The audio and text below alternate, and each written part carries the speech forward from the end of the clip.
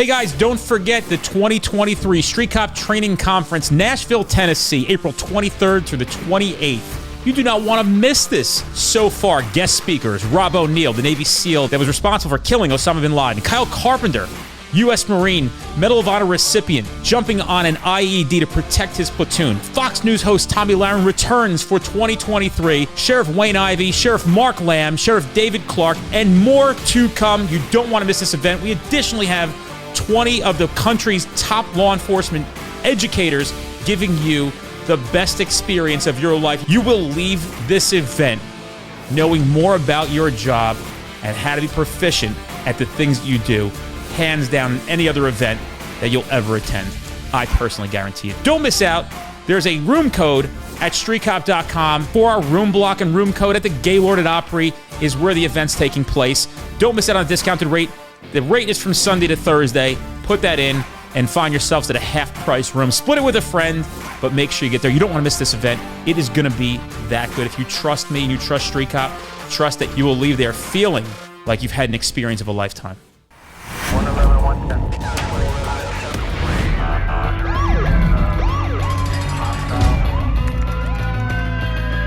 You training to be a street cop?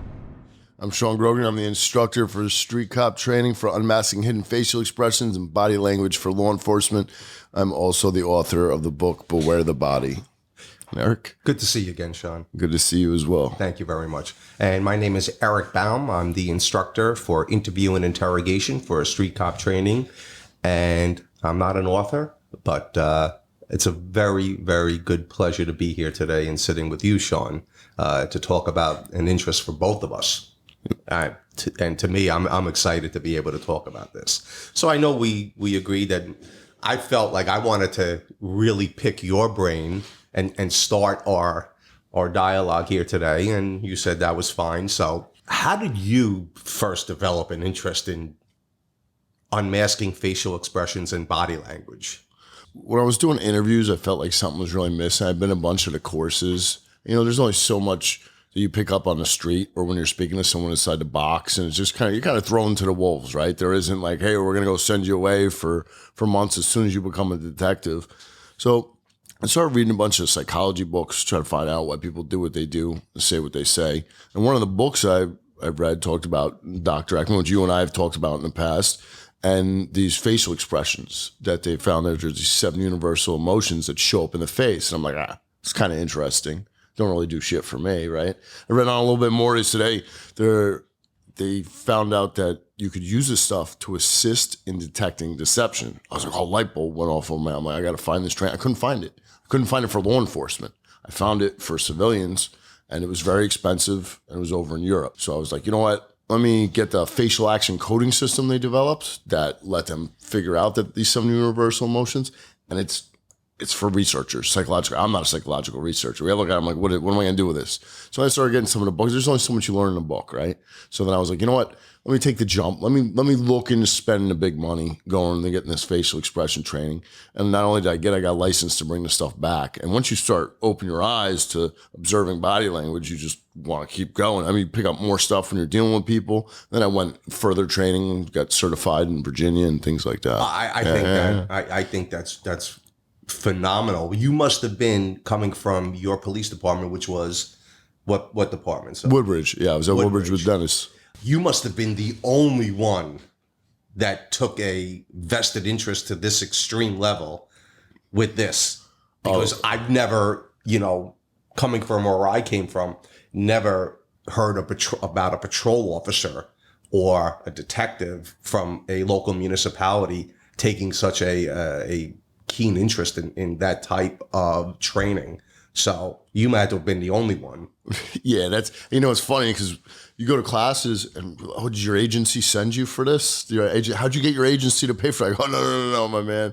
I paid myself. You pay your own. Well, the credit card did. It was expensive training. You're looking at 10,000 plus, and you're looking at the time invested just to go to Europe for the training. Not even what I did in Virginia. And, you got travel expenses, everything else. It's very, very expensive training. You got people from around the world. Usually a company would send somebody. Sure. You got the U.S. military were sending interrogators over there. It was, yeah. And you got to, I can assume through the training, you got to meet some very well recognized individuals. I would say more on the federal level.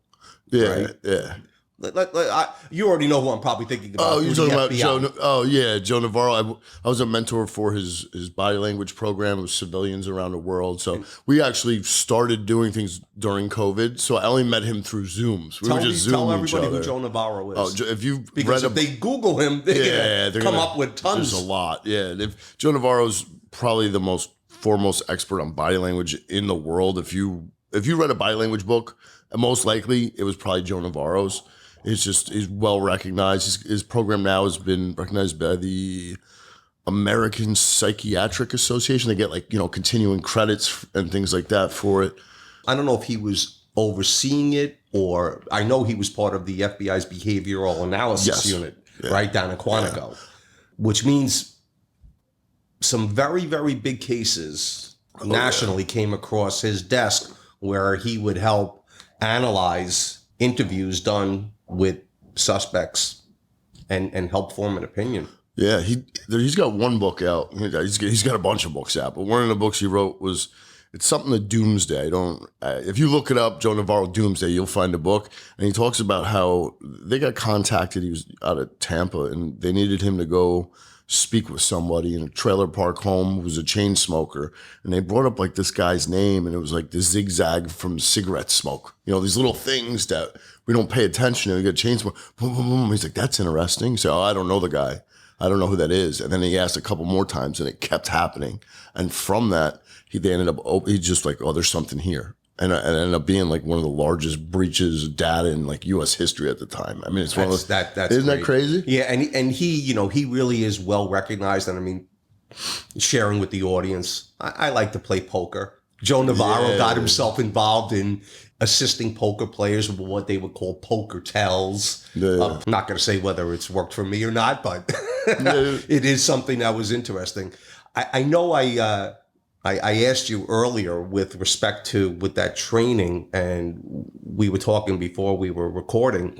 Did you have any scenarios or instances while in the performance of your duties where I said something wasn't sitting right, you had that gut feeling, your hairs on the back of your neck were standing up, where you were having an interaction with somebody and you somewhat wish you knew then what you know now with respect to your training in this aspect? Oh yeah, there's a few times when you think back, you're like, I wish I started observing body language. And one of the major things as an indicator of something might be off is that erratic pacing. You got someone pacing no particular direction. Why are we letting them move around? And when you're a new officer, you might be like, oh, well, they're just kind of in this area. Well, why are they continuously these erratic steps moving forward, backwards, to the side? Are they already thinking about trying to get to something? Are they thinking about running? And there were a couple times where there were illegal guns in a car where I had that pacing, and you're like, wow, I should have cuffed them right then and there. And there's one I'd mentioned before. The guy was paced around, moving, started going towards the car. I put the dog was in the car. I started going towards the guy to cuff him. The other officer was like, hey, I'm going to give you one more chance. Go sit back down. Of course, they find the gun. The guy takes off running, hopping fences. I mean, he had prison muscle, just straight out of prison. I think he was out for a few weeks or something like that. And he went right back in. But there's another time with Dennis as well. Dennis had someone, it was either a stop or a suspicious vehicle. They were off to the side. And I'm dealing with this dude, again, prison muscle, my size. I was in better shape at the time. I was younger, right? But the guy's moving around. And I'm like, he started going around the car towards the passenger door. And I was like, yo, my man, where you going? I was still wet behind the ears. I was newer. And he's like, oh, I was just trying to fix something. There was some stuff on the back of the trunk. He goes, oh, I wanted the computer, I was afraid was going to fall over. For those of you in other states, we don't get a lot of earthquakes in New Jersey. I don't think that was going to fall over, right? But then Dennis had already ran this guy. I didn't know him. My job was to watch him, and I did. But I should have cuffed him, right? You're pacing around. Why didn't I cuff him? I could do that for my safety and his. We moving around. Turned out there was a loaded, stolen 357 underneath the passenger seat. What do you think he was trying to go for? Like I said, it was my size, but prison muscle. It would have been a good fight. And if he got to it, it would have been a fucking bad day. Yeah, it wouldn't have been an equal fight at that point, especially if he got his hands on it. And that's why, Sean, I said when we first agreed to start to do this that I thought it was really good and exciting for me to hear from you about how this can really, truly, possibly save a police officer's life just by recognizing and understanding someone's behavior when you're having an interaction with them. Yeah. Because you just never know at what point something can go and flip. Yeah. So to me, I was totally intrigued by just the subject when I first joined Street Cop and started to see some of the different classes that was there. Not that all of the classes aren't phenomenal in their own ways to provide training, but for me, on a more personal level, because of what I do, yours was like one that sort of stood out and be like, wow, that's great. Somebody else that's actually into behavioral analysis. I've always been a believer that when people would ask me, well, Eric, how do you know if somebody's lying? How do you not know? And I said, I could give you a whole slew of different indicators. I go, but ultimately, I have to trust my gut instinct too, that something here is just not sitting right. Something the person did, something the person said, maybe a combination of what the person did and said at the same time. And then I know that we said we were going to go back and forth and how my topic correlates with yours is, as a detective that worked for a prosecutor's office, even though I had the opportunity to do narcotics investigations and street crimes investigations throughout my career, the majority of my career was working in the sex crimes and child abuse unit and also as a polygraph examiner. And I got to go to polygraph school. We were talking about that. And I came back and I was just doing nothing but lie detector tests for my office. And we have in Bergen County many police departments. I had many friends in those police departments, so I did many polygraph examinations. But what the general public in law enforcement may not know is how polygraph training correlates with your training, because I had training that had to do fully with understanding human physiology. And one of the things that I took an interest in, Sean, was okay, I know that people are going to lie to me. Yeah. I know that they have their reasons why they're going to lie to me, because they have fear of the consequences if the truth comes out. And one of the things that people should know is what a lie detector test or a polygraph examination is ultimately based upon is the recording of a person's physiological activities that occur during that exam when they are asked a question that they know they're going to lie to. And how I was trained with this is understanding what is called the fight, flight, or freeze response.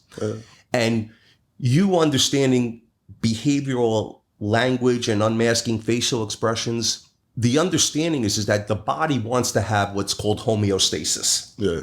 Just the easiest term for homeostasis is the body just wants to be at norm, right? Have equilibrium within itself. But when you add an external factor from the outside that changes that homeostasis, that's what causes these physiological activities to present themselves. So with your training, did you have anything that was taught to you about why these actions were happening? Yeah, the sympathetic nervous system, like you said, freeze, fight, flight. But I'm actually curious because you bring up the polygraph when you're trained, because we know it measures physiological response. What are the actual responses? Blood pressure? So what's recording during a lie detector test is a person's respiratory activity, basically their breathing activity. We utilize a cardiograph. It's the same thing as when you go to the doctor and you get your blood pressure taken. And what I'm recording is what is their blood volume in the cardiograph, and I'm recording their sweat gland activity. It's called galvanic skin response. Technical term. I put two small steel plates on the person's two fingertips, and it records their sweat gland activity. And the basis for how this works is this, Sean, so people have an understanding. Every question that I ask on a lie detector test is reviewed with the individual ahead of time. They know what I'm going to ask them. So if it's a theft case, if it's a robbery case, if it's an assault case, if it's a sexual assault case, a murder case, I'm going to ask the most simple question that requires nothing more than a yes or no answer. Did you stab so-and-so? When I review that question with the person in advance and I say, this is the question I'm going to ask you. Did you do it? Yes or no? What's your answer? They say no. I says, okay, that's the exact question I'm going to ask you on the test. When the test starts, in that person's mind, if they are what I call FOS, full of shit, they already know that they are going to lie to me, right? They know I'm going to lie to this guy. What happens is when I start to ask that question, that person's fight, flight, or freeze response activates saying, I know I'm going to lie. I have a fear internally that my lie is going to show up on the lie detector test. Therefore, they cannot stop that internal fear, that sympathetic nervous system response from occurring inside their body. And that's how we actually monitor and record a lie detector test. And that's what I'm looking for, the responses to the person's lie. And the way I even explain it to someone that would take in the exam, I says, here's how I'm going to put this in perspective for you. It doesn't matter, I'm a police officer, you're a police officer, retired. You're driving down the road. All of a sudden, you see a police car come behind you. How does your body feel? And everybody would describe it. They're like, oh, my heart starts to go a little bit. I go, even if you're doing nothing wrong, you just see the police officer behind you. You get that nervous reaction, right? We'll take it a step further. Then the police officer pulls to the side and passes you. What happens to your body then? Your body starts to go back down to that homeostasis level. Well, that's exactly what I look for in a lie detector test, if that makes sense. Yeah, it does. It's what I would consider to be a phenomenal tool to be utilized in law enforcement. It should never, ever replace an investigation. And as I teach in my class, Sean, I never once did a single lie detector test where an individual lied to me, was deceptive. And the moment that I told them what the results of the lie detector test were, they said, okay, you got me. Not once. Really? Not once. So ultimately, what I had to do is what I teach. Interrogation. Yeah. I still had to interrogate the person, and the polygraph, the results of the lie detector test. First off, they're never admissible in court. I can't use the results of the test in court. The only thing I could use is that admission. So learning that behavior as to like why things happen inside the human body, I took a real good interest in. However, I was never able to really utilize it like, you were, or other patrol officers that may take your training really could use it, because what I was doing was always what would be considered reactive, right? An investigation, a crime happened, a suspect is developed, call Eric. Yeah. All right. We have the suspect, if any, let's take a shot. But for patrol officers, I mean, explain the benefit, how that could be such a benefit, because I never had that opportunity. Yeah, with body language, we talk about using it to assist in detecting deception, and also, like we just talked about, the erratic pacing and a whole bunch of other movements in detecting aggression. We talk about interviews. I think you're interviewing everybody. I know you said, for a patrol, but you show up to the missing lawn gnome house. You're not going there to go have a conversation, hang out with whoever called. You're there interviewing. Okay, well, what is this? What is that? And every time you talk to somebody as a cop, for not everybody, you're not walking in the 7-Eleven interviewing the guy behind the counter, but for the most part, anyone you're talking to, you're interviewing. And you're looking for the responses, and you're just gauging how people are moving. And it's one of those things where, how often are we thinking you're interviewing somebody? And this happens to all of us. We go, okay, I'm listening to what they said. What am I going to ask next? But I'm not paying attention to the changes that occur right in front of me, right? Like, what an excellent point.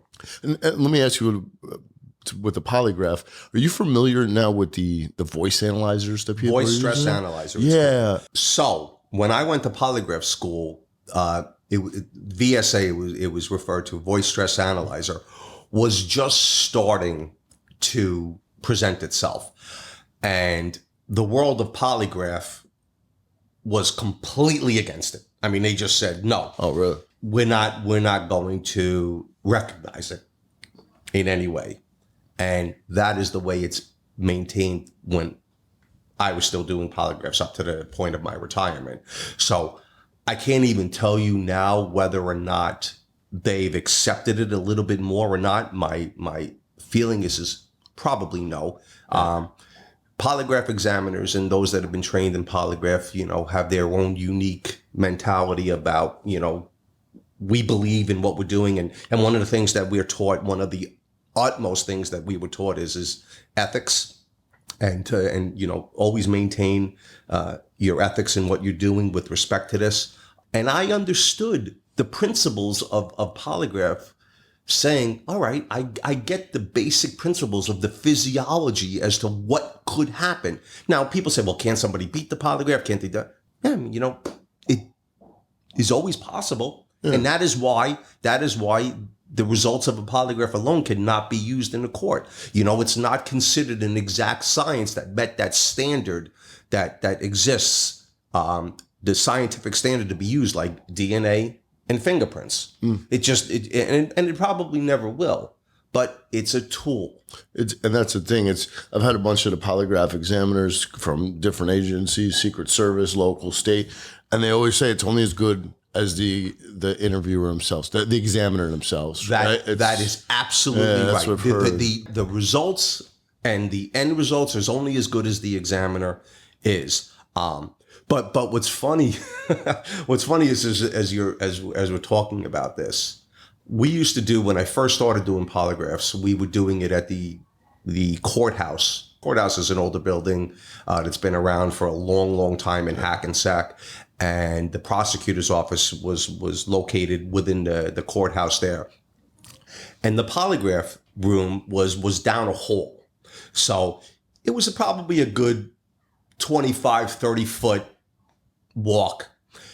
And as I started to do more and more of these, I used to wait in front of the entrance to the polygraph room and just sort of peek out and watch the person as they were being led down to the exam. And I would watch their body language, and you could just tell sometimes, a lot of times, some were good, some were bad. And then I'd put them in the room, and we had a, one-way mirror. So I could look in, but they couldn't see out. And I would sit them in the chair and just say, I'll be right with you. And I'd watch them sit in the chair for just a few seconds and just see what was going on.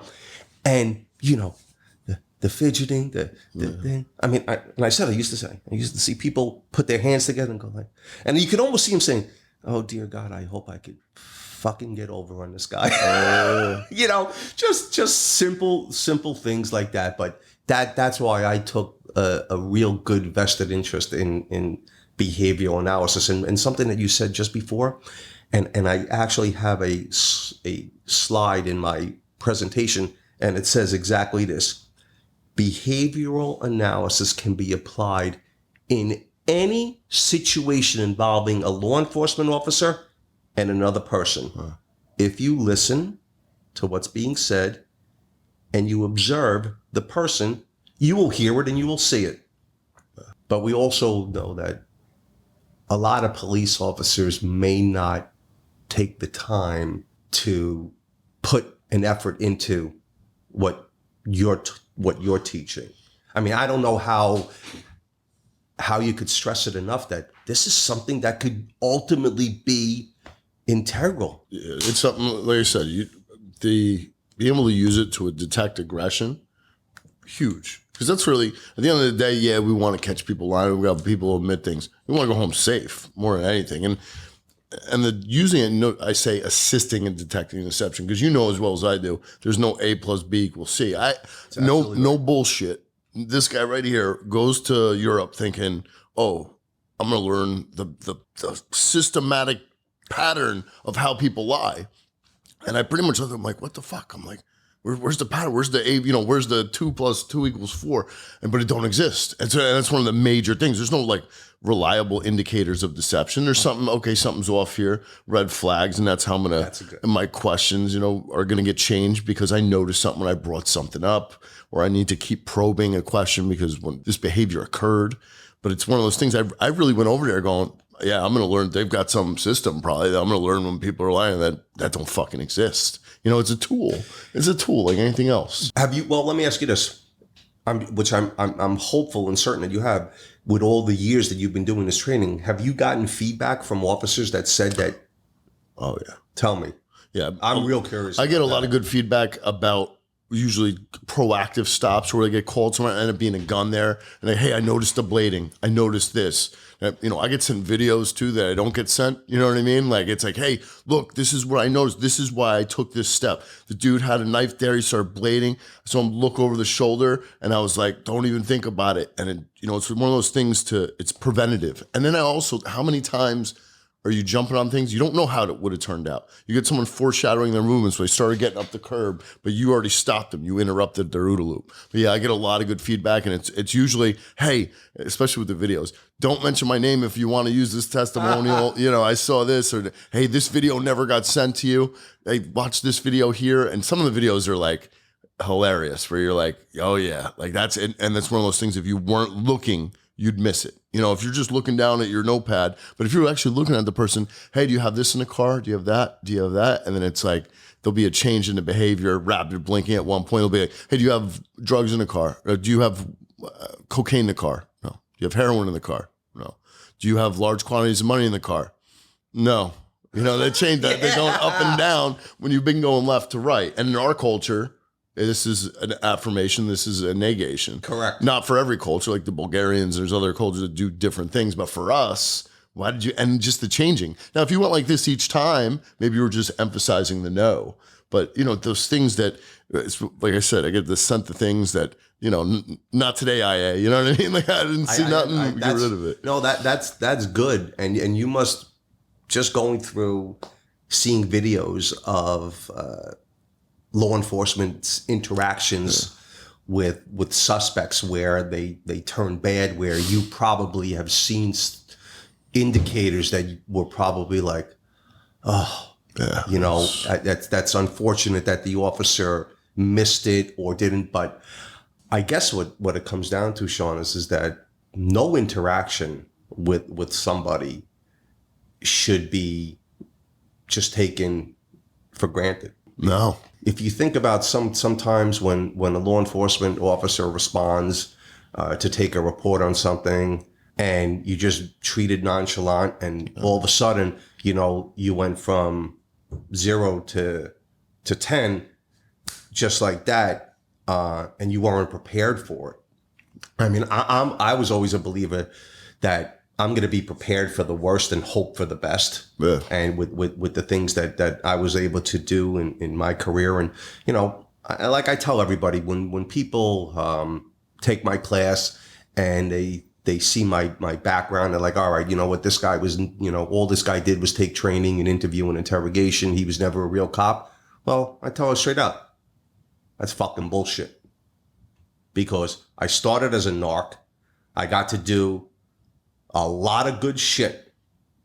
And where Bergen County was located with New York City to our east, Patterson, Newark, I was in all those jurisdictions doing a lot of exciting things. Fights, been there.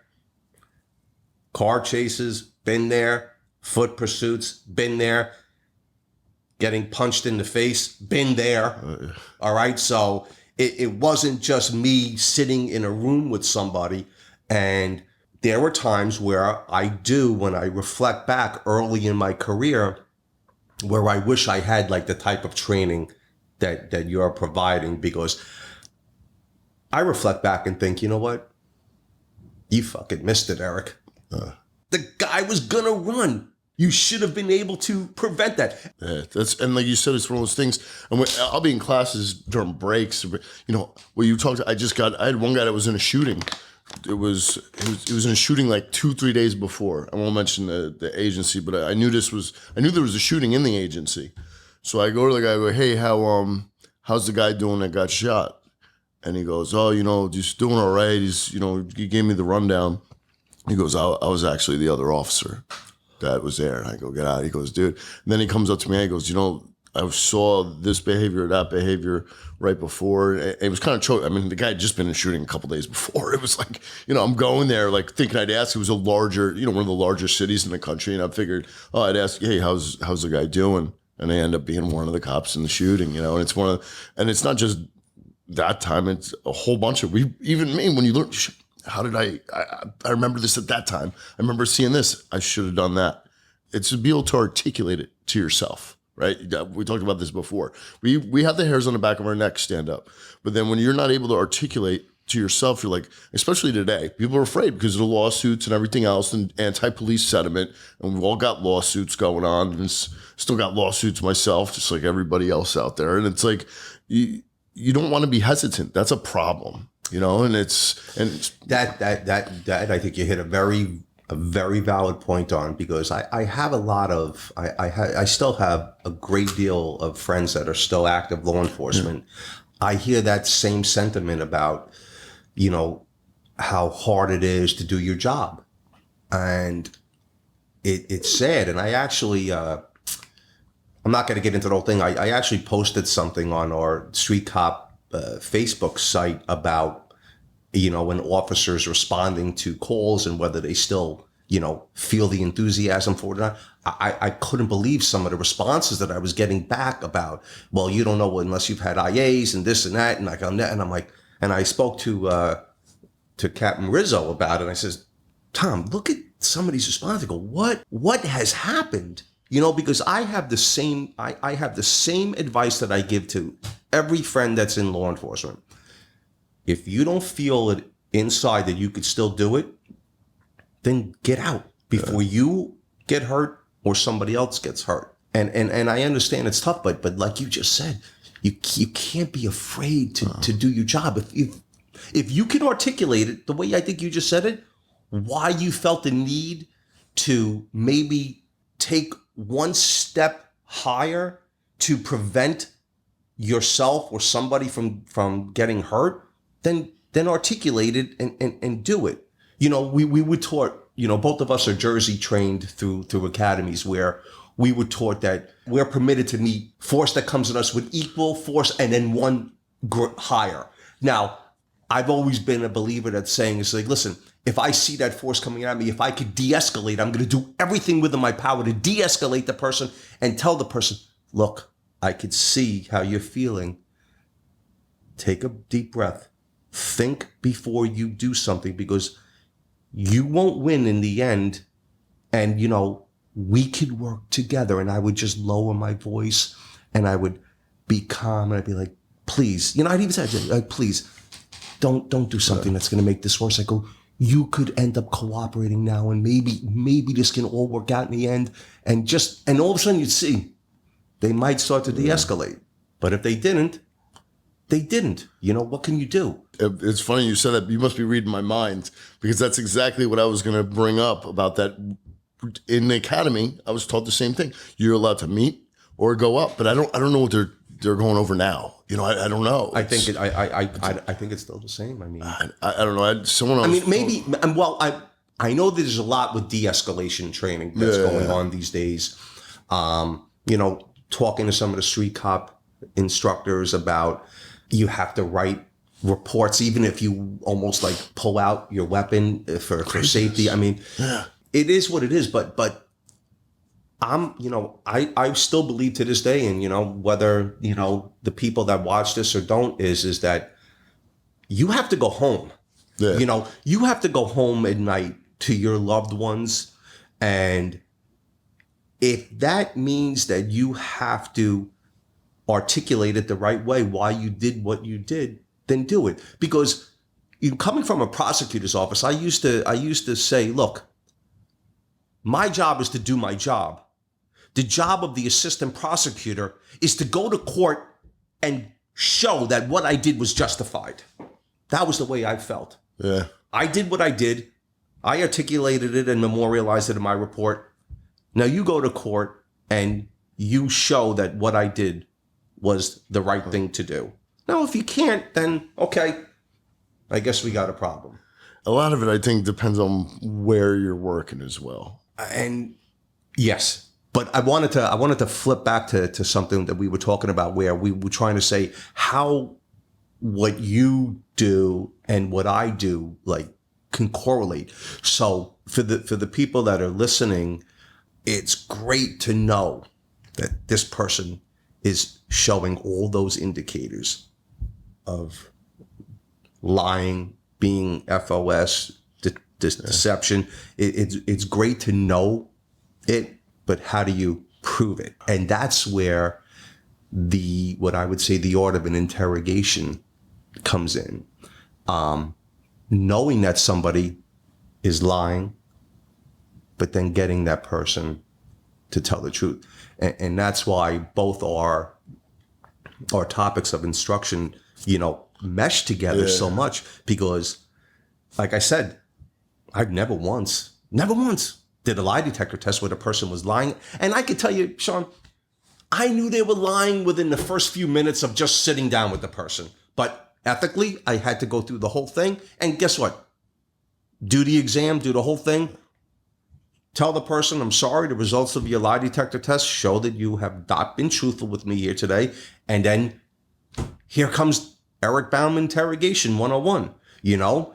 Have you been able to use what you've learned to lead it to something down the line in terms of an investigation? Or do you see how it could be on field interviews where you sense somebody is not being honest with you and maybe being able to take it to the next level? Oh, yeah. Do you go over that at all? I go over the behaviors. I don't go so much into what you do as far as the interviewing. Mm-hmm. I go over how you would use it when you realize something's wrong. You would change but you would steer your interrogation or interview down that angle. Excellent. I picked up on a red flag here. I brought this up. I started seeing behaviors. They start grabbing their neck once. And we're looking for groupings and clusters, right? And then they do it again when I bring up that same topic. Well, now I got to ask a lot more questions about that topic. And at the end of the day, I'm not going to be like, well, the person did the hokey pokey, so they must be lying to me. We look for verifiable facts. Sure. And confessions. I ask you, where were you 2:00 on this day? Oh, I was at work. Oh, okay, you were at work? But when you do that, you have a rapid nose inhale before you answer. All right, we start talking some more. Hey, where'd you say you were again at that time? I was at work. You got grabbing in the neck or some other behavior. Maybe the blink rate goes up. You're like, okay, well, something's going on there. So I want to know the verifiable facts. What am I going to do afterwards? I'm either going to go myself to where they work or send somebody else and say, hey, do you mind if I look at your logs of who signed in that day? And they'll be like, yeah, fuck you, pig. And I'm like, no, now I'm going to get a subpoena. I'm on overtime. Who cares? Thank you. Right? We win either way. So we're looking for those verifiable facts. And as well as, confessions. You said with the polygraph, it's not, and the polygraph interests me because, as you know, in New Jersey, they can't compel you as an employer. So it's one of those things, and around the country, they're using polygraphs to hire and IA investigations, and it always interests me. I've had some people that have taken pre-employment polygraphs for law enforcement jobs and would ask me some advice, and I ethically, I did not disclose anything about how a lie detector test works. So my first response would always be is just tell the truth. Yeah. If you're going to lie, then don't take the exam. Just don't. One person who was taking a lie detector test for pre-employment got very nervous and worked up. And I told him, I said, listen, this is how a polygraph is. I go, they're going to review the questions. They're going to do that. I go, and the person told me that they came back. The results of the polygraph showed that they were inconclusive. There's 3 results. You get deception indicated, means you're lying. No deception indicated you're truthful. Inconclusive means the examiner couldn't render a full opinion one way or the other. And I told the person, I go, listen, based on what you're telling me, I just think you overthought it. And that's one of the problems with people and Polygraph is that there always is going to be a nervousness when people interact with law enforcement. I mean, there's always going to be, it doesn't even have to be a polygraph. You know, the most people, they get nervous when they interact with law enforcement. And that's why, as you said, it's up to it would be up to me as the examiner to understand that nervousness exists, but to do everything within my power to make the person less nervous, to show that they're being honest. Which is almost something that you could say is, listen, I know you might be nervous. You've never been pulled over before. I mean, some people, believe it or not, have never been pulled over by the police before. Yeah, it's crazy.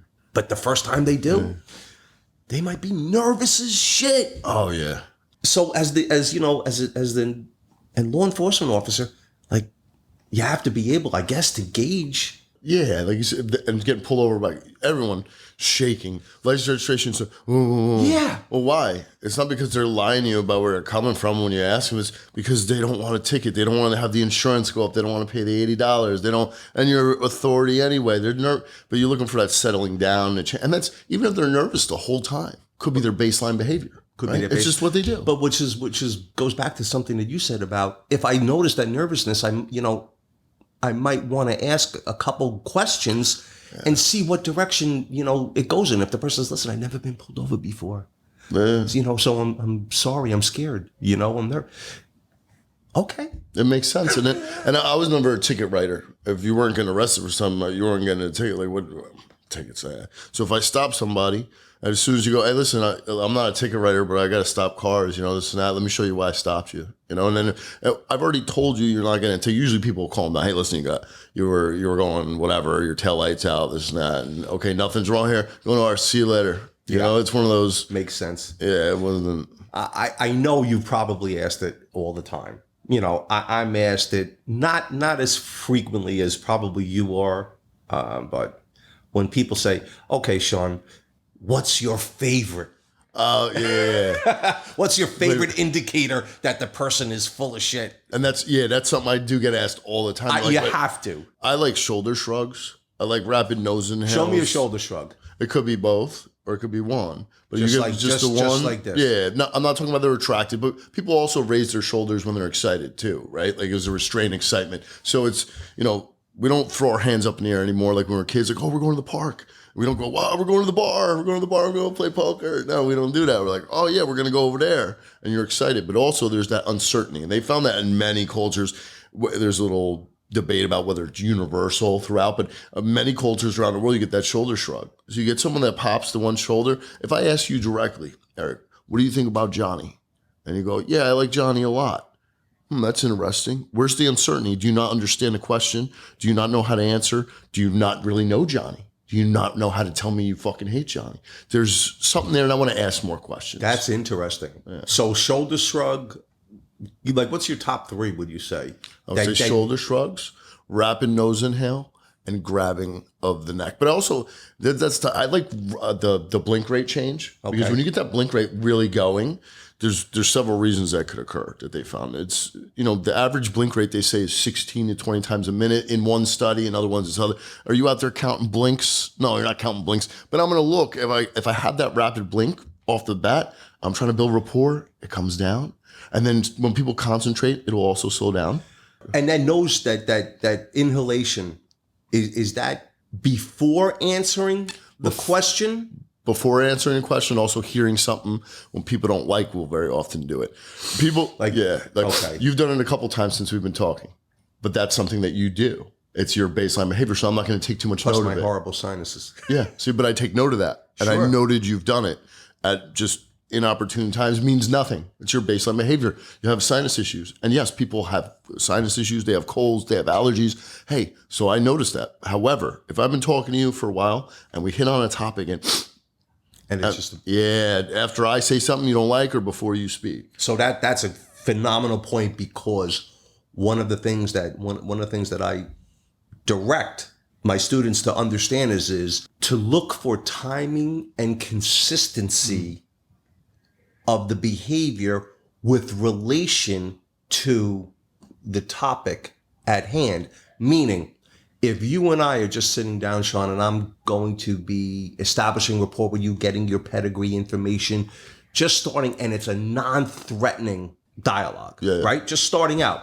But then we start to get into the issue at hand, right? Yep. The issue with him. And then I start asking you a question, and I see, that behavior where, like something, anything. Yeah. Where I'm like, wait a minute. All right. I wasn't seeing that while we were talking about something non-threatening to the person, but I'm seeing it as we're talking about something that's making the person uncomfortable. So that's a great point that you brought up. So if people ask me, I says, okay, well, one of the things that I first do is when I meet somebody for the first time, if I know that I'm going to be conducting that interview and I know it's a suspect, I'm doing it for another department, whatever.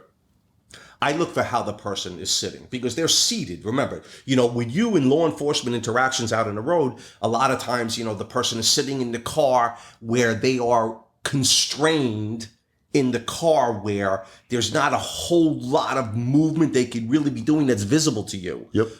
But me and the setup that I set up the room is I'm going to be able to see everything. So I'm looking, to see how the person is sitting. I said, the first thing I do when I walk in and I meet somebody and I see somebody with their arms folded, and crossed like this, I know that this person is uncomfortable because we were taught that, that means they're protecting their innards, so to speak. And when I start to talk about a topic that may be uncomfortable to the person, and I just look for those little things like, all right, we used to have a polygraph chair. It was cotton on the armrests. Okay. It was cotton because we had to have the person's arms sitting flat like this. All right. The cardiograph, the sweat gland plates that were put on. So we had there. And then when it started to get into it, I used to see people, the cotton on both the armrests was like almost completely, we had to get a new chair. Why? Because of the people. Picking at it. Picking the lint, picking the lint, looking down, looking away, just little things. And I'd be like, what's your big one? What did you like the most behavior-wise? I'll start by saying I am sort of a neurolinguistic guy with eye movement. Oh, really? Yeah, but I know it's not conducive for everybody. Yeah. But when I'm talking to somebody, if I just see, somebody's eyes, going up, down, left, down, right, that's one of the first things. The other thing is hand movements, leg tapping a little bit. But again, I look for it in a cluster, Sean. I don't look for just one behavior. Yeah. I look for like small clusters. So if I ask a question and I see, just like you said, and if I see somebody say, yeah, or just like this, maybe sometimes I see them covering their mouth when they're answering because they know they're fucking full of shit. Little head movement. And one of the things that I like is I like when people put their hands together. Remember we talked about that one before, like not just like, but like almost sometimes like a prank, but over the genital region? Yeah. What's your thoughts on that one? Well, covering the genital area, think about it when in public, for the most part, we don't have our hands near our genitals, right? You might sit at home with your hands down your pants. People do that, is what it is. But we know display rules, how we're supposed to act in our culture. It's not something we do. So that covering up, when did that occur? Why? If you watch Alex Rodriguez in the 60 Minutes interview with Katie Couric, highest paid baseball player in the fucking world. Right? Got all this money. He goes, takes this interview. He's sitting there like a little kid with his hands over there. And there's a whole lot of other behaviors there. And it's a good, I actually showed that one in the class. That's a pretty good one with some of the. I'm gonna have to watch that one. Yeah, I'll show. I have that one. It's pretty good. But that, that's, the covering. I like you said, there's no one universal indicator. And I preface that by saying, listen, just because you may see this behavior, it doesn't necessarily mean. I go, what I teach is I go, use these indicators as guides to help you form the opinion. I go, depending on the case, whatever the case investigation may be, if I have a live victim, if I have evidence, if I have something that basically shows that the person is responsible for committing the crime, but we still want that person's confession for it. The behavior is not going to be such a contributing factor to me because I'm already set in my goal that I don't care what you do. I don't give a shit what you're doing in the chair. I'm getting the confession. I want the truth from that person. Yeah. So all the behavior in the world doesn't mean shit if I can't get the person to ultimately tell me the truth about what it is that I'm talking to them about. But I also need I need a direction at times with my interviews, saying something is wrong. You know, I mean, I when we talk about statement analysis also, which I've taken some statement analysis classes. I was talking to one guy at one point. It was a pretty long interrogation, and the person said, "Well, I'm trying to be honest with you," and I said, so I sat back in my seat, and the key word being Trying. What does a truthful person say? I'm being honest with you. Yeah, and those are the things. If you pick up like what we were showing before, like the video, like there's those things people miss, right? The statement of like you're just not. If you're not listening, you got to put it all together. They're all tools. Absolutely. And someone could just say that, but that's a huge red flag, right? Curiosity tickler, whatever you want to call it. I got more questions. I love that. And when I was a supervisor and a lieutenant, I would watch my detectives in sex crimes doing their interviews and interrogations. They never really felt comfortable with me watching because they knew that I was gonna, if they didn't get it, I was always gonna be there to come in. But I would, I always say, give it your best effort. I go, don't, if you don't get the confession, I go, don't beat yourself up. I go, you will, you're gonna get, it's gonna happen, And if I walk in and then like 5 minutes later, the person comes in, they're like, well, how the fuck did you do that? I'm like, don't go by me. Don't go by me, because I'm gonna scramble your brain in that interrogation room as best as I can, that you're gonna just have absolutely no choice but to just tell me the truth. I mean, that's the mentality that I try to do it. If I'm not certain, Sean, if I'm not sure, and the only thing I have to go on is behavior, well, I got to go on the behavior before I make that decision. And that's one of the things that I teach is like, look, I ask something that's called baiting questions. I don't know if you've ever heard of a baiting question. A baiting question is like where, let's say I'm just a little uncertain, and I'd be like, so let me ask something. Is there any reason why? All of a sudden, you see somebody that would be really good, and all of a sudden, is there any reason why someone would say that they saw you? And then there's something, why? Did somebody say they saw me? Boom. Thank you for that indicator. Yeah, that's any reason why your fingerprints are on this gun? Absolutely. Absolutely. I mean, those to me are great, but most patrol officers are going to have interactions with people on a daily basis. They're not going to be doing it in the context of the setting that I do it in the box. In the room there, and if it's an interrogation, having electronically recorded and so on and so forth, going through Miranda and everything. So to me, I mean, like I said, I stress it that what you teach could have a real lasting impact on police officers out there. You never know what it could lead to. I mean, it could be the most simplistic Q&A, and all of a sudden something happens, and boom, you're finding weapons in the car. Wow. You're finding coke in the car, heroin, whatever it may be. Wow. I mean, that's the stories that I hope that you would hear. Yeah, I get that. And I get a lot of the ones that detecting aggression. Like I say, oh, they're a weapon, they were moving this way, started blading the body, end up being a gun. Here, the one dumped a gun underneath the car, kept on moving around. And the one I always like are the preventative. Hey, I ended up snatching him up. He did have a knife on his one side there. I saw him looking down there, started blading. It's one of because you don't know where that would have turned, right? You just don't. And there's we can get statistics. Oh, how is this working?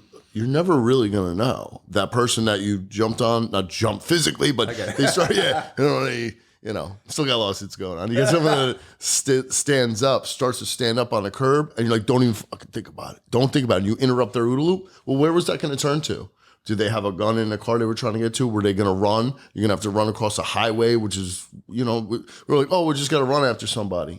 Well, when you're running, you get that tunnel vision. You don't, you end up running across highways and stuff. Well, one guy, I remember I had to tackle in an off-ramp. I remember thinking afterwards, because it was, end up a short chase, gets out, one guy slips, and I'm tackling him. My head afterwards, because the one guy's wife was actually sitting in the traffic behind us and takes a picture of us out there. And she's like, hey, what do you guys, craziness. You never, just can't believe it. Not one of the cops' wives, not one of the suspects. But you tackle this guy, my head's over the other part of the double yellow. If another car was coming, and you just think, and we're just like, it is what it is.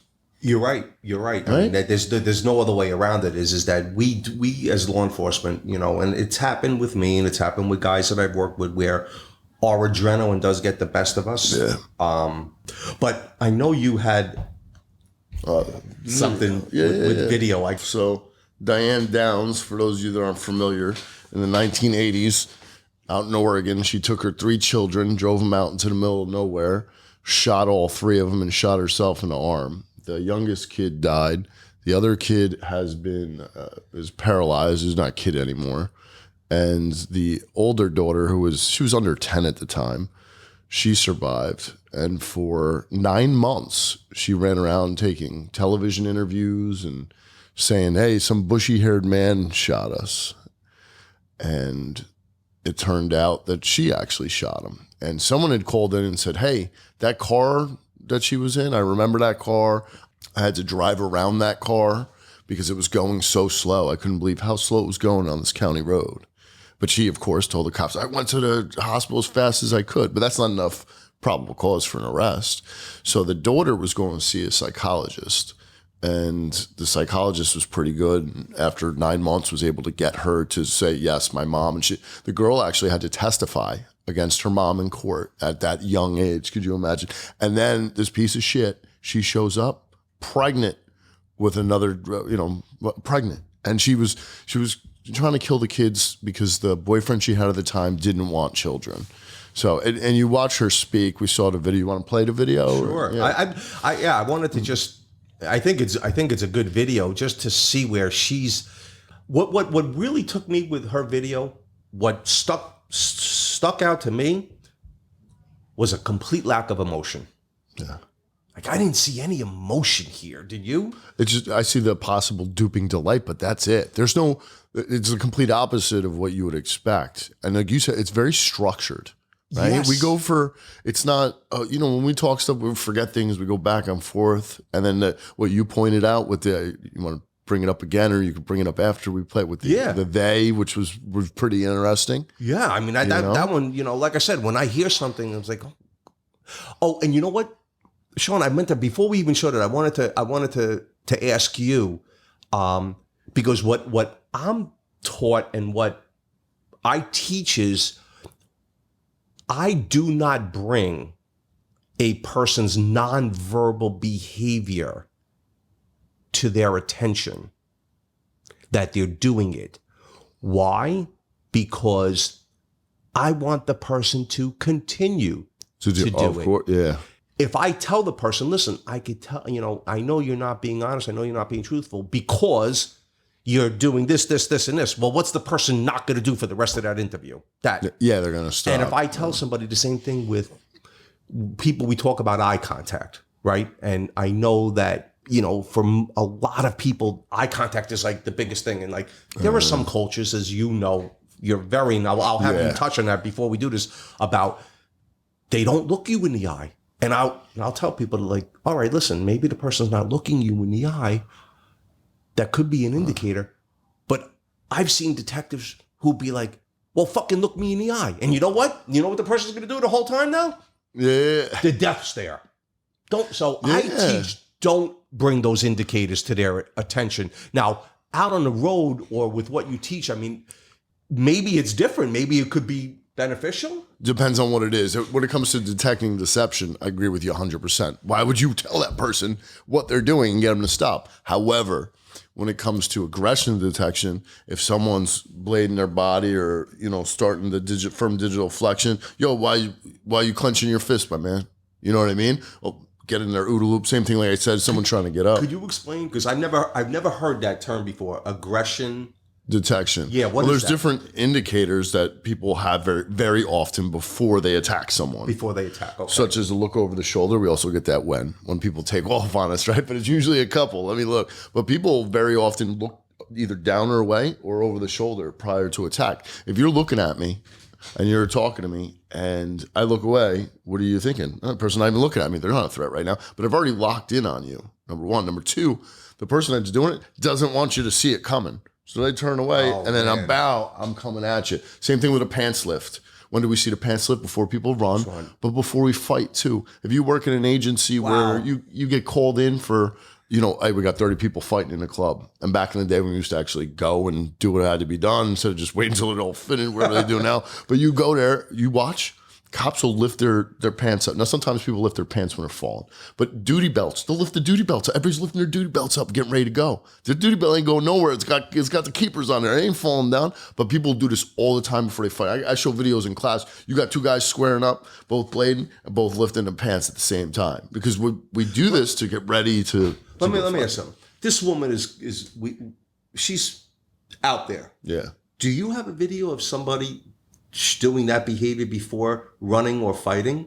The lifting of the pants? Just what you were talking about. Oh, yeah. I tell you the truth, I'd rather see that. This is great, and we could tell the people her name is Susan Downs, and you could look that up. Diane Downs. You're thinking Susan Smith. Susan Smith. Yeah, Diane Downs, and I mentioned Susan Smith that's the woman I talk about in my class who drowned her two children. And I also talk a little bit about John Benet Ramsey case too. The most famous, what I would say is some of the most famous cases in the last 30 plus years. That's very interesting, Sean, for the police officers that are out there to see that, because I never, again, the behavior that I refer to with what I'm doing could be on a field interview, looking for those indicators of what the person is doing with the nonverbal behavior. But also I have to take it into the next step of sitting in the room with somebody. Yeah. When we're conducting a formal interview with a possible suspect of a crime and observing those physical indicators of deception. But being out on the road, when you only have a split second to really sometimes pick up on this, you don't have a whole lot of time. No. And there's a recent one that came out, I think within the last month or so, and several indicators. The looking over the shoulder. The guy was on, both of them were on the driver's side. He's standing kind of, the driver door's open. I don't know if you've seen it. The guy looks over his shoulder, slight pants lift in the front, and they end up teeing off on the cop. And it's one of those things, if you're looking, you see, you don't have a whole lot of time, but sometimes you that second's all you need to be able to, put my notepad away. You know what I mean? Like, why am I standing there going, tell me more, Mr. Johnson. Tell me more, Mr. Smith. Like, no, let me put this down. I just saw a look over the shoulder like this. What are you looking over like that? Are you thinking about attacking me? And like I said, I'm not going to call that out, but I would call out other things. Hey, why are you clenching your fists? Is there any behavior that you were able to see while approaching a driver's side or while approaching a car, whether it's from the driver's side? I know now it's passenger side approach, but being 90% blinded, approaching from the rear, was there anything that you would see? You look for the shoulders dropping, because back in the day they were using that furtive movements. Yes. You know what I'm talking about? And it's like, well, what? Dude, you know what I'm saying? Yeah. What's a furtive I've seen movement? that in my report a few times. Oh my God, that is so funny. You just brought back a memory. Like, what is the furtive movement? It's one of those reaching. That's what we used to articulate. But what exactly did you see? Did you see that shoulder drop down? Did you see a look over the shoulder? Especially the looking back to see if I'm coming. Especially if I'm not, usually I would jump out of the car, especially narcotics. I wouldn't start calling things out. I wanted on that car first. So when I'm moving towards it, what are you looking for? It's not like you've been sitting there for 5 minutes. Why are you looking back to see where I'm coming from? You sit there, because if I get stopped and I was a cop. I'm still not going to be like, oh, where is this guy? Oh, no, I'm going to sit there. Okay. You come on. And everybody's different, right? But you see that look back, what's that about? That's what are they interesting. nervous for? That's real like interesting. to that level. Because everybody, like we talked about before, you get that nervousness prior to you getting stopped. Shit, I don't want to get stopped, especially out of state. You know what I mean? That's so funny that you brought back that furtive movement, because that's exactly what we utilized in memorializing in our reports. That, all right, well, why did you look in the passenger area, Eric? Because I saw the subject reach into that area. You know, I saw the subject bend And forward. now, yeah, that's something you see video after video after video. And I can think back times where I saw it and I didn't even realize it at the time. The leaning over at the waist, right, with the hands down in this region here. People do this when they get up very often.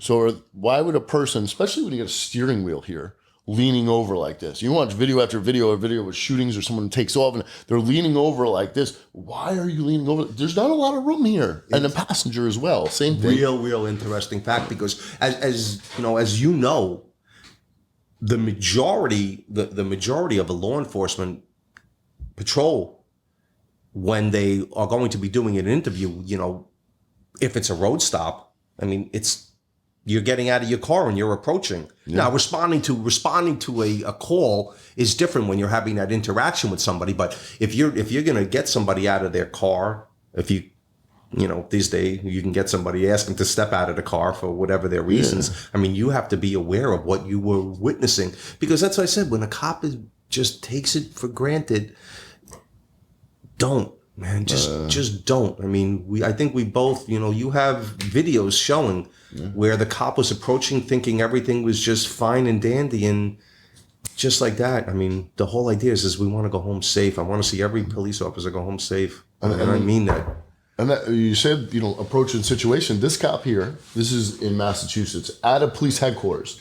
And it appears there's a guy that's going to meet a cop over here, right? And it looks, for the most part, like he's getting food delivered. So if you go out into your lobby at your headquarters, are you thinking that someone's going to attack you the second you start? No, you're going to think, oh, I'm going to pick up my food. I'm going to meet somebody for this. And you have this other guy milling around over here. And you're going to see he's milling around. As he's approaching, he does a look over the shoulder and he ends up attacking the cop with a knife. In that top right corner.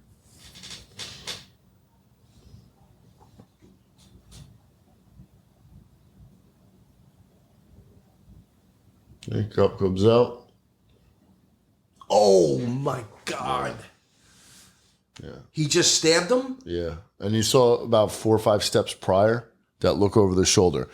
Now, you see that, like I said, it could be closing the distance, but also you got someone that's right in front of someone that'll look over the shoulder or down. And lifting the pants, I mean, you see this constantly. This is just a couple of the indicators that go over the blade. Wow. Yeah. Sean,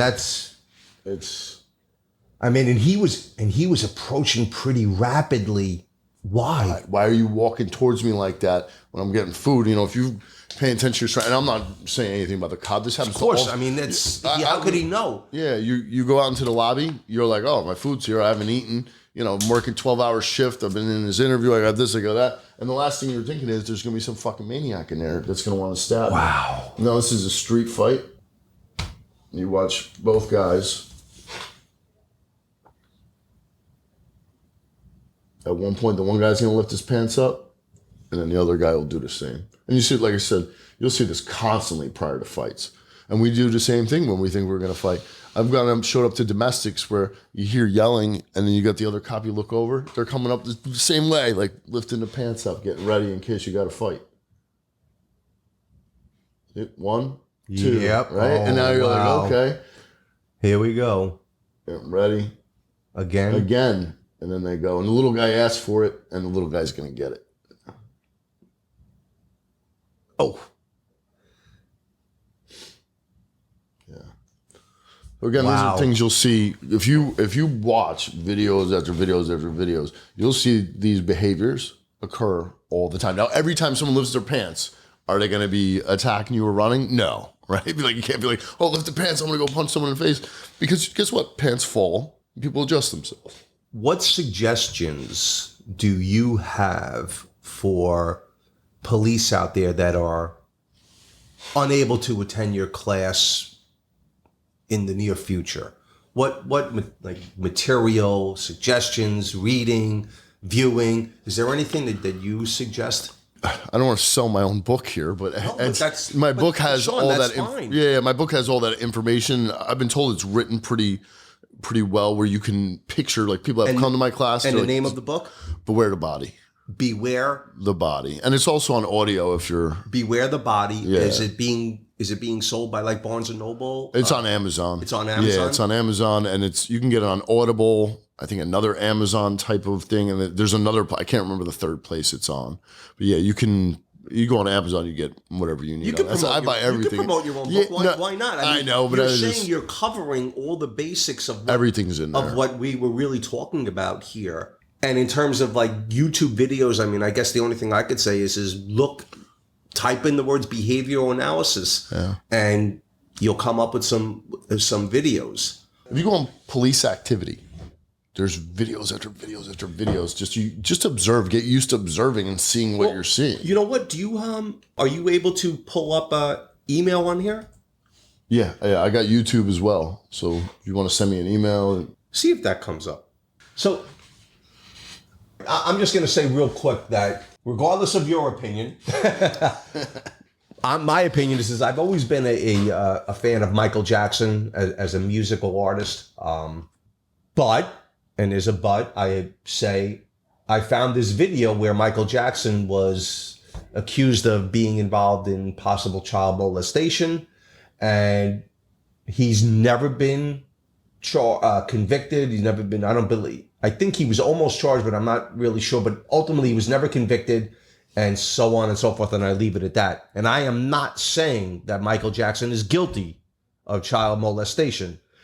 I saw this video. It's something that I show briefly in my class, but I want to get your opinion about this also, Sean, and just see what you think about this with what you've seen.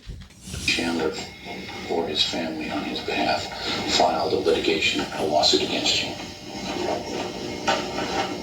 Yes.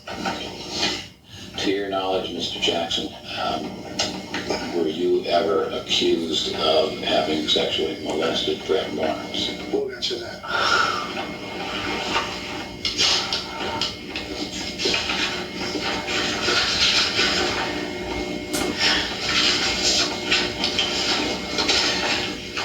Do you know a person by the name of Macaulay? Pause it. I'm sure you have. I mean, we went over before this. I'm sure you have some thoughts on that. The smiling. What are you smiling before? Is it possible duping delight? Like, what is Explain that. Duping delight, someone's lying to you. They think they're getting over on you, and they take pleasure in that. But it could also be what's known as narcissistic glee. Someone has a narcissistic personality, and they get that attention, and it could be negative attention, and they still like it. And it also could be a nervous smile. People do. We know that. People smile and laugh and are nervous, but hey, huge red flag. You're getting accused of, hey, you're getting asked if you ever molested a kid. Like, what is that? Then we get that sinking down into the chair you went over. We get the covering of the face as well, which is pretty interesting. And we take note of it. I'm like, that's interesting. Why did this occur? And then he gets asked. Go ahead. He gets asked about what was his name? Macaulay Culkin. And we've got that possible blocking behavior with the eyes closed for over a second. Explain that blocking behavior? Because that's a good one too. Psychological blocking behaviors. They found that children born blind, when they hear something they don't like, will either close their eyes, rub their eyes, or hold their hands over their eyes. So when people hear something they don't like, sometimes this will occur. Why could someone be uncomfortable that they have to close it? Now, everyone blinks, but close that eyes for a full second or more, that's not something that occurs very often in a combo. I like that. Did you notice at the very beginning, can you go back real quick? Because it's something that you said that I thought was real interesting. Go ahead, play it one more time. Were you aware that Jordan Chandler or his family on his behalf filed a lawsuit against you? Yes. The blink. He had dead stare. Yeah. A dead stare, no blinks. Yep. During the entire duration of the question, which wasn't a long question, but there was no blinking. And then he asks the question, and we see, again, just the slightest slouch down, uncomfortableness in the seat. But what about the blinking, Sean? I mean, is there any significance to that rapid blinking that just happened there? Blink rates can be increased for several reasons. As we age, it starts to increase. The reason being is our eyes start to dry out. On top of that, stress, pain, discomfort, and sickness, and tired. And when you're tired as well, your eyes will dry out. So all those things can cause it. So if you get a baseline behavior, sometimes people just be blinking because it's what they, all those things. But he might have been asked a question that was stressful, that he didn't like. He could also be in pain. I don't know why he'd be in pain. Maybe he's got to make a poop and he's sitting there and all of a sudden, who knows? But, it's one of those things when it occurs, what was asked? And if we get on a topic and it starts to boom, boom, boom, boom, oh, that's pretty interesting. What point then does it stop again? Look for when it starts and when it stops. And it's one of those things, you're looking at so much, as well as I do. You're interviewing somebody, you're focused, you're tired after you're interviewing somebody because you're focused in on what's being said, what you're going to ask. And then I'm paying attention, blink rate's going on. And we could watch this video another 5 times. We'll probably pick up on another 5 things. But the thing is, you want to pick up as much as possible, right? Like, if I'm paying attention to your blink rate and I see your shoulders shrug, I'm like, okay, well, guess what? I might have missed what your feet were doing. And if I look at your foot, I might miss what your hands were doing. It's just... So with your training that you teach, and we'll wrap it up. I know we've been here for a while.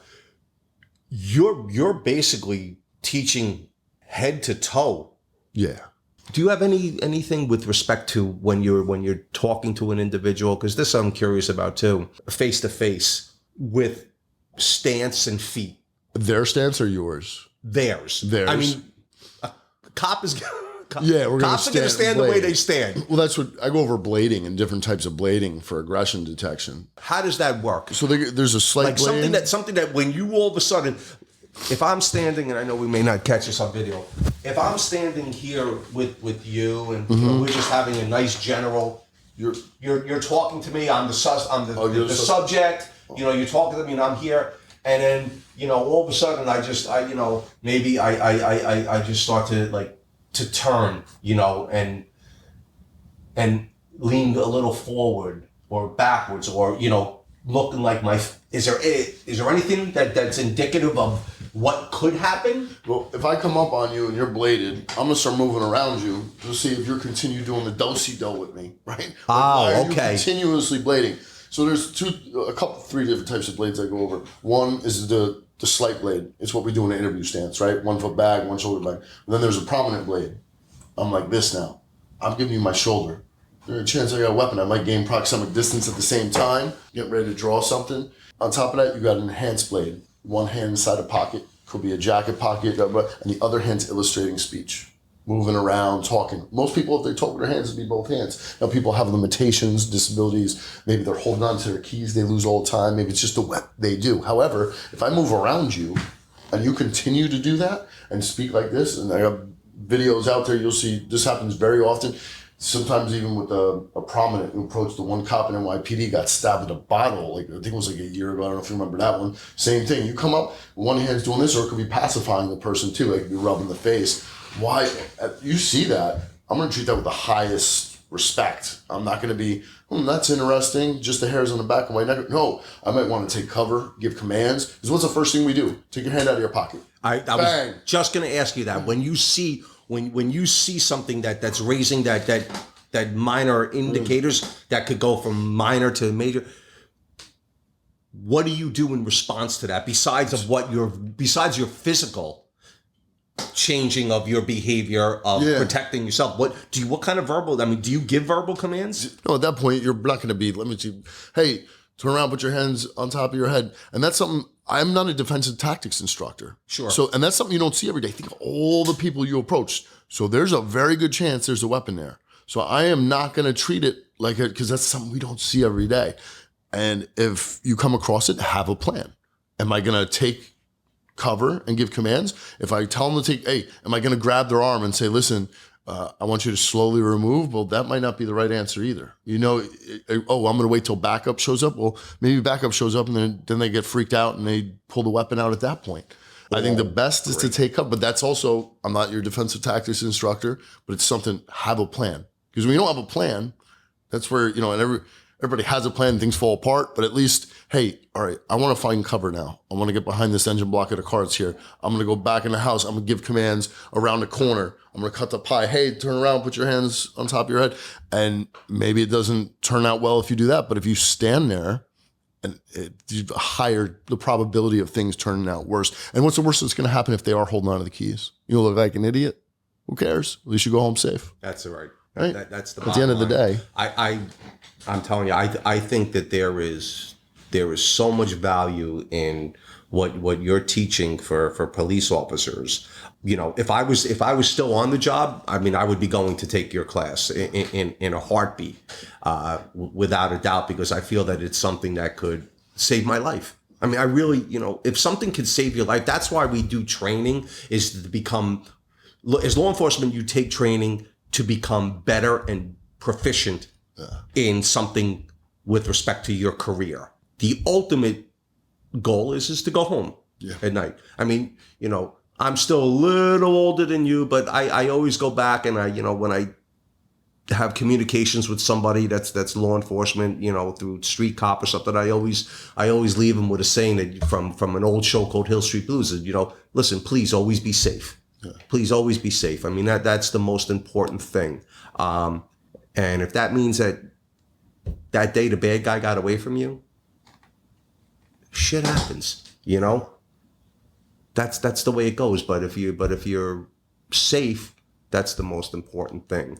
So I could say that, you know, how highly I recommend for any law enforcement officer to go to your class. You know, my class, again, it's in a little bit of a different category. Not to minimize the importance of it, because I do teach law enforcement patrol officers, patrol officers, how to interview victims, how to interview witnesses, how to interview suspects, how to develop suspects, how to actually possibly get roadside admissions, what your interview could lead to with respect to if you do the interview the right way and you pick up on some indicators that it may lead to the next step of what could happen. And then ultimately, if you're ever tasked with sitting down and talking to a possible suspect, is having the tools to be able to get that person to tell you the truth legally, respectfully, and the right way, and be able to go to court and back it up, you know? Yeah. So I'm a believer that do it right or don't do it at all. And if it doesn't work out, that's the nature of our business. Sometimes it doesn't always work out to our favor. Yeah. And I know you said you were like kind of minimizing your class, but that's something, interviews, everyone's interviewing all the time. And I understand you're going specifically for in the box, but everybody at some point, very likely to be in that position. Number one. Number two, everybody you talk to. Everybody tells you you're interviewing. And their skills, you're not taught those in the academy. You're just not. No, they had so many things they got to put forward that you're just not. Not taught them. You know? I agree with you, Sean. And you know, like I said, one of the things that I really stress is that you, as a patrol officer and a law enforcement officer, you are usually the first to respond to any call, regardless of what it may be, that requires a police response. And with that, you're tasked with having to talk to somebody. Yeah. And doing it right and doing it proper and being able to extract the right information is integral. And yes, that is, you know, that's why I teach. I have to tell people, listen, interview and interrogation is not just for detectives. You as a patrol officer, you could end up making cases that could lead to significant outcomes in investigations. Yeah. Just by developing the information, by you being out there and doing it. So I do minimize it a little bit, because let me put it this way. Reality check on my behalf. I know it's not the most exciting topic in the world in law enforcement. I understand that. It's not the most exciting. Guys want to do, listen, we both know, remember the terms, and you know, for any of our female officers listening, I'll just say there was a term called, when we all started this job, we were full of pee and vinegar. And that's what police officers want. I understand. I loved it too, man. I loved that training of being able to go out and do that shit. But guess what? At some point in your careers, you might be tasked with talking to somebody. And if you don't know how to do it the right way. But I still think it's a part of it. And I think that's what, interdiction, you're interviewing people. I think it's a huge part of it. That's why I understand you using the word exciting, but I mean, and I get it. We found like interdiction classes when we first got on, but the same in drug classes. But this is part of it. If you don't want to talk to people, you ain't getting the drugs. You have, you're coming in. I remember you first get on, you're like, how do I talk to people? You don't know, because you're like, when I talked to when I was a kid talking to cops where I grew up, they came and they talked to you like you were a piece of shit. Oh my God, yes. And you're just like, is that what they're supposed to do? And you're like, this is weird. Like, am I not supposed, like you get on, you're like, well, that's not my personality. So like, how am I going to talk to people? Because you were talking to like complete, any run-in we have with cops where I grew up was pretty rough. The cops were, and they were known for that. And you dealt with them and you're like, man, and it was what it was. I don't know, I'm like dancing around what I'm saying, but like the nightstick was not far. Yeah. And you were just like, if they showed up to a house party when you were like 17 drinking beers, you ran out of that house. Because you knew they'd be throwing kids around there. Are you kidding me? They would love it. And then they would take all your beer and have a party. Yeah, they called them hostages. I was told they'd say, oh, we got the hostages. Literally, if you were drinking in the woods, you would come back later, you'd run, and then come back, they took the 30 all your packs. Beer was gone. All the beer. Not that I was drinking underage or anything like that. But yeah. Oh, that's great. Right? But no, it is. That's why I said, but it was when we decided that we were going to do this, how these two topics definitely mesh together and intermingle together with respect to using one and using the other. And like, you could use, what you're teaching to law enforcement and take that to the next step to bring it to where you might be doing a sit-down interview with somebody. Yep. Right? Just by what you've seen here that, well, wait a minute. Something is not right. You know what? I remember Grogan's class with this. Let me see if I could take it a step further. And I'm a firm believer, and I teach this, is that you don't know unless you ask. Don't be afraid to make inquiries. Yeah. And sometimes those inquiries may lead to that behavior that you haven't been seeing. And you'll see, if you don't ask an uncomfortable question, you may not get an uncomfortable response. Yeah, and that's one of the things I think it was Rob Ferrero, he brings up in I've seen some of the class where he's like, you got to be able to ask those questions, for interdiction, because you're asking uncomfortable questions. So he's like, someone says, because they're going to try to put you off. Yeah, I'm coming from we're traveling for a funeral. Oh, who died? Okay. A lot of people will be like, oh, well, I don't want to get into your personal, but that's, people do that to try to keep, my aunt. Oh, how old was she? Things like that where you're like, yeah, people could be uncomfortable, especially you're newer on the job. Like, well, I don't want to ask that, but this is the things you're going to ask to get that response. If they're making things up, they're like, oh, and then you ask the next person that's in the car, hey, how old where you guys going? Whose funeral? And they're like, oh, it's my grandmother's. And wait, how did that happen? You know what I mean? I hope that the use of body cams, doesn't deter law enforcement from doing their job. I really hope it doesn't. I've heard, a lot of times when people are like, well, now, and I give the same answers as like, look, I get it, but do your job the right way as to the best of your abilities. And hopefully you won't ever have to concern yourself with it, that you were questioned about what you did. Believe in yourself. Really believe in yourself and that you're doing it right. And if you're not backed up by your administration, I don't have an answer for you on how to deal with that, other than you took this job to do what you're sworn to do. Yeah. Do it. You said, Sean, we agreed that when we sat down, people will probably shut it off halfway through anyway. They'll probably be bored. But for you and I, this is never boring. Yep. It's good. Thanks for doing this. It's great. No, please, thank you for doing it. I had a great time, and we could do this again multiple times. And I'm just going to tell everybody, his class is phenomenal. It could save your life. I'm not saying that lightly, Sean. You know it. Your class could save your life if somebody picks up on something like that. You know, my class can help you. It may not save your life, but you could gain a lot of information from it, you know, the same way. But, you know, your classes to me is just extremely important. All right, so you keep minimizing your class. There's things that people go pick up that can save their life as well. Oh, I appreciate it. And it was a pleasure to sit here and talk with you about this, my brother. Always, always. Thank you, Frankie.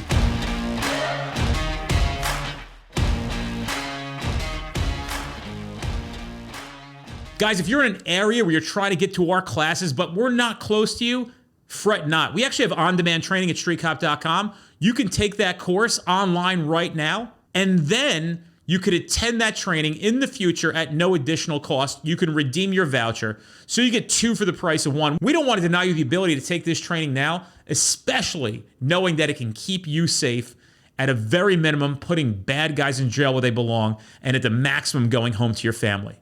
Check out streetcop.com for that offer.